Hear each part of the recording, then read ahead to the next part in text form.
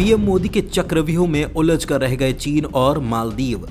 भारत के खिलाफ जो रणनीति चीन ने मालदीव के साथ बनाई थी, जो समय से ही पहले हो गई फेल, डूब गए चीन के अरबों डॉलर।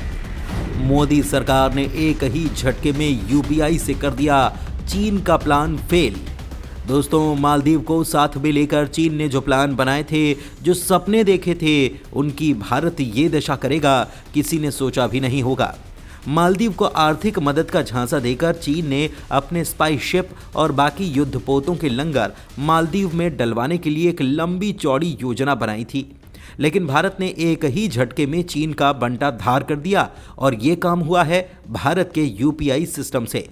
सवाल है कि चीन और मालदीव के इस षड्यंत्र से भारत के यूपीआई से इसकी काट कैसे निकली। तो दोस्तों, ये पूरी खबर हम आपको बताएंगे और ये भी बताएंगे कि आर्थिक मोर्चे पर भारत कैसे चीन से मीलों आगे चल रहा है और भारत को कैसे खुद अमेरिका भी नहीं पकड़ पा रहा। ये सब बताएंगे, लेकिन उससे पहले आप इस वीडियो पर अपना एक लाइक ज़रूर करें और साथ में कमेंट में अपनी राय लिखकर हमें ज़रूर बताएं। पीएम मोदी के चक्रव्यूह से कई देशों में हड़कंप। भारत के साथ एक झटके में आ गए श्रीलंका, मॉरिशस। इधर मालदीव में चीन का प्लान हो गया फेल। दोस्तों, भारत ने चीन और मालदीव के कुचक्र को फेल कर दिया अपने यूपीआई सिस्टम से। सबसे पहले तो हम यूपीआई की बात करते हैं। दोस्तों, भारत का डिजिटल पेमेंट प्लेटफॉर्म देश दुनिया में तेजी से फेमस हो रहा है।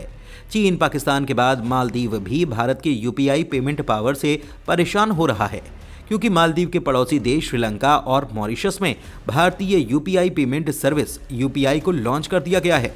अब आप सवाल करेंगे कि इससे क्या होने वाला है, इससे मालदीव, चीन, पाकिस्तान कैसे परेशान हो सकते हैं। तो दोस्तों, आपको बता दें कि PM Modi UPI payment service को लगातार बढ़ावा देते रहे हैं। इसी का नतीजा है कि ऑनलाइन पेमेंट सिस्टम यूपीआई न सिर्फ भारत बल्कि विदेश में भी फेमस हो रहा है। यूपीआई पेमेंट सिस्टम की मजबूती से चीन, पाकिस्तान जैसे देश पहले से घबरा रहे हैं।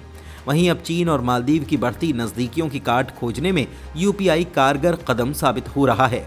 दोस्तों, मालदीव को चीन की तरफ झुकाव महंगा पड़ने वाला है, क्योंकि भारत ने चीन की घेराबंदी कर दी है। मालदीव की घेराबंदी डिजिटल मोड के तौर पर की गई है। साधारण शब्दों में समझें तो मालदीव भारतीयों के लिए एक बड़ी टूरिस्ट प्लेस है, जहां लाखों की संख्या में हर साल टूरिस्ट पहुंचते हैं। हालांकि अब भारतीय टूरिस्ट लक्षद्वीप के साथ श्रीलंका और मॉरिशस का रुख कर सकते हैं, क्योंकि इन देशों में सरकार ने ऑनलाइन पेमेंट सर्विस यूपीआई को लॉन्च कर दिया है। पीएम मोदी ने वर्चुअली श्रीलंका और मॉरिशस में यूपीआई सर्विस को लॉन्च कर दिया है। पीएम मोदी ने कहा कि यूपीआई सर्विस भारत, मॉरिशस और श्रीलंका के बीच टूरिज्म को बढ़ाने में मदद करेगी। उन्होंने कहा कि उम्मीद है कि टूरिस्ट उन देशों में जाने में ज्यादा दिलचस्पी दिखाएंगे जहां पर यूपीआई सर्विस मौजूद है। भारतीय प्रधानमंत्री ने कहा कि मुझे विश्वास है कि यूपीआई प्रणाली से श्रीलंका और मॉरिशस को फायदा होगा। डिजिटल बुनियादी ढांचे से भारत में क्रांतिकारी बदलाव आया है। उन्होंने इस दौरान भारत की नेबर फर्स्ट पॉलिसी का उदाहरण दिया। प्रधानमंत्री मोदी ने कहा है कि यूपीआई की श्रीलंका और मॉरिशस में लॉन्चिंग द्विपक्षीय आर्थिक संबंधों की पृष्ठभूमि में हुई है। इस मौके पर श्रीलंका के राष्ट्रपति रानिल विक्रमसिंघे ने कहा कि प्रधानमंत्री नरेंद्र मोदी, आपके लिए ये दूसरा महत्वपूर्ण अवसर है। मुझे कुछ हफ्ते पहले ही राम मंदिर के उद्घाटन के लिए आपको बधाई देनी चाहिए थी। यूपीआई को लेकर श्रीलंकाई राष्ट्रपति विक्रमसिंघे ने कहा कि आर्थिक और सांस्कृतिक रूप से हमारे संबंधों को ये दर्शाता है। हजारों साल से हमारे दोनों देशों के बीच ट्रांजैक्शन होता रहा है। उस समय दुर्भाग्य से केंद्रीय बैंक नहीं थे। हमारे संग्रहालयों में 1000 साल से अधिक पुराने सिक्के दक्षिण भारतीय ही हैं। दोस्तों, पीएम मोदी के इस बयान से टूरिस्ट मालदीव से श्रीलंका और मॉरिशस शिफ्ट हो सकते हैं। इससे मालदीव को आर्थिक तौर पर तो नुकसान उठाना पड़ ही सकता है। वहीं चीन के मालदीव प्लान को भी झटका लग सकता है, क्योंकि चीन लगातार मालदीव को अपने पाले में लाने की कोशिश कर रहा है। श्रीलंका और मॉरिशस में यूपीआई सर्विस लॉन्च होने के बाद दोनों देश के लोग अपने यहाँ इसका इस्तेमाल कर पाएंगे। इसके अलावा भारत से मॉरिशस और श्रीलंका जाने वाले पर्यटक और वहां से भारत में आने वाले टूरिस्ट भी इसके जरिए पेमेंट कर पाएंगे। मॉरिशस में सिर्फ यूपीआई ही नहीं बल्कि रुपे कार्ड सर्विस भी लॉन्च की गई है। भारत के यूनिफाइड पेमेंट इंटरफेस की लोकप्रियता लगातार बढ़ती ही जा रही है। National payment corporation of India के द्वारा संचालित इस सर्विस को मोदी सरकार ने 2016 में लॉन्च किया था। इसने पैसों के लेन देन से ऑनलाइन पेमेंट को बेहद आसान बनाने का काम किया है। यूपीआई से आसान तरीके से सीधे बैंक खाते में पैसे ट्रांसफर करने की सुविधा मिलती है। ये रियल टाइम फंड ट्रांसफर करने में सक्षम है और इसे IMPS मॉडल से डेवलप किया गया है। इस तरह होगा मॉरिशस को डिजिटली फायदा। दोस्तों, सवाल है कि मॉरिशस किस तरह से फायदे में आने वाला है भारत के यूपीआई सिस्टम से। तो दोस्तों, आपको बता दें कि हर साल करीब 5000 से ज्यादा भारतीय टूरिस्ट मॉरिशस जाते हैं और वहां की कुल आबादी में तकरीबन 20,000 भारतीय मूल के लोग शामिल हैं। मॉरिशस के प्रधानमंत्री प्रविंद जुगनौथ ने इस इवेंट के दौरान कहा कि देश में यूपीआई लॉन्च करने का विचार भारत में संपन्न हुए G20 समिट के दौरान किया गया था और अब इसका इस्तेमाल शुरू कर दिया गया है।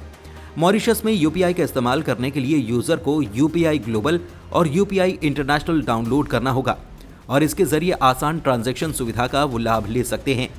मॉरिशस में यूपीआई सेवाओं के साथ ही रुपे कार्ड भी शुरू किया गया है, यानी इनकी सेवाएं भी वहां ली जा सकती हैं।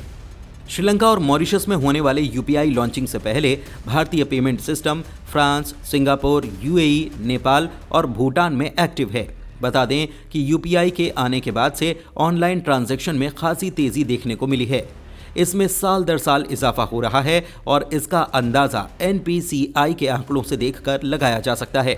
इसके मुताबिक बीते साल दिसंबर 2023 में भी यूपीआई से 18.23 लाख करोड़ रुपए का रिकॉर्ड लेन देन किया गया, जो कि इससे पहले पिछले साल 2022 की समान अवधि की तुलना में 54% ज्यादा था।